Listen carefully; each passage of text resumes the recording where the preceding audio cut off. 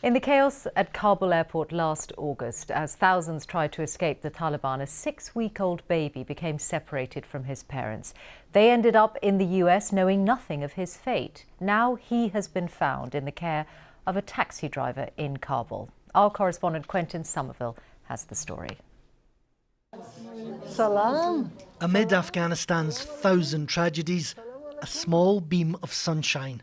Sohail was only 40 days old when he was lost as his family escaped Kabul. He's now back in his auntie's arms. Sohail is in good health, his aunt says. We're a bit unfamiliar for him, but he's been very good and he hasn't cried. He's been sleeping well. He's only just woken up. In the chaos that followed the Taliban's takeover here in August, an exodus as families fled the country. Sohail's dad was a security guard at the US Embassy. They joined the flood of people rushing to leave. Like others shown here, he was handed to US Marines guarding the airport fence. Once inside, the family couldn't find him. They left for the United States. Taxi driver Hamid Safi says he found the boy all alone by the roadside inside the airport. Unable to find the family, he says, he took him home. As a father, I know how it feels to have children, Mr. Safi tells me.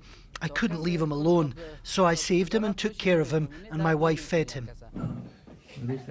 With no son of his own, Mr. Safi was reluctant to let the boy go. It took weeks of negotiation and some time in Taliban detention before he handed Sohail back.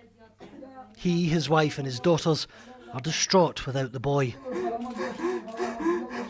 The last 5 months have been enormously difficult for many Afghan families, but none more so than this family. Having Sohail back is an enormous relief, and the hope is now that he will join his brothers and sisters and his mum and dad in the United States. Now in Michigan, Sohail's parents have asked the US government to fly him to them. After so long apart, the baby only responds to Mohammed, the name Mr. Safi gave him. But now he's back with them. His family says Sohail will soon rediscover who he is.